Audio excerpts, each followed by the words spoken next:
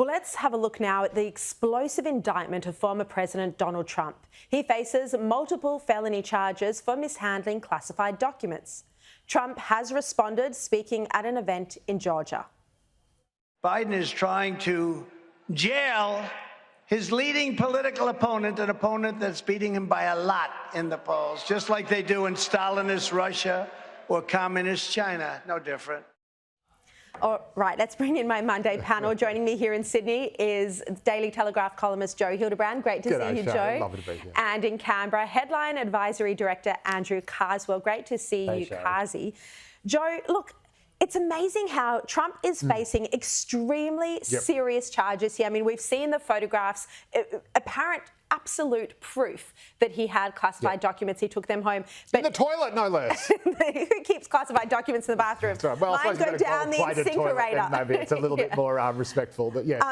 But you know, very difficult for him to deny this. But his messaging is so smart because he says Biden's trying to jail his leading opponent. Yeah, and look, I think there's actually something in that, and that's the problem here. I don't, for a minute, suggest that Donald Trump has done anything right, let alone has not done anything wrong. I mean, he's that kind of guy, and that's what makes him so fun to watch. But clearly, there is some kind of a breach that has gone on. Other presidents have done it before, but it's often been inadvertent, and they've returned the documents when asked. Trump, that's not his style. We know he goes to war and he digs his heels in, and that's what makes Donald Trump Donald Trump.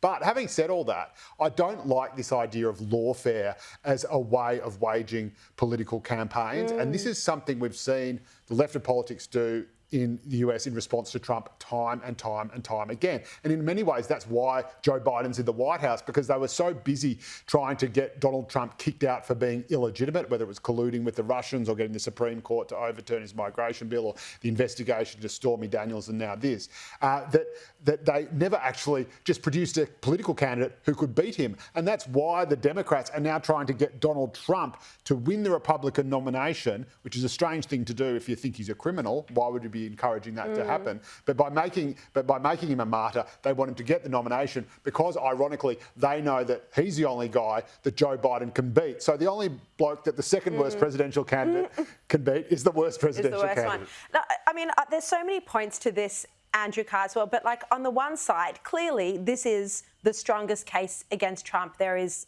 you know, so much evidence. But then on the other hand, you look at, well, Hillary Clinton's emails, you look at Biden taking classified documents home. So is there also a political vendetta here and hypocrisy for, you know, there was no indictment against Hillary? Well, suddenly the DOJ has muscled up. Well, I mean, they didn't seem to muscle up for Hillary, as you said, and for Biden's son as well, who arguably should have faced the same scrutiny from prosecutors. But I agree with Joe on this. I mean, this will make Donald Trump more of a martyr than ever. Yes, the photos don't look great, and yes, there's some recordings that will probably come across that show that he knew what was in those documents. But look at the vote. Look at the polling that has been taking place in the last 2 days that show he's still, with a 6 in front of his numbers as opposed to his Republican comrades as well. So I think this will not diminish him in the eyes of the American public, which is frightening.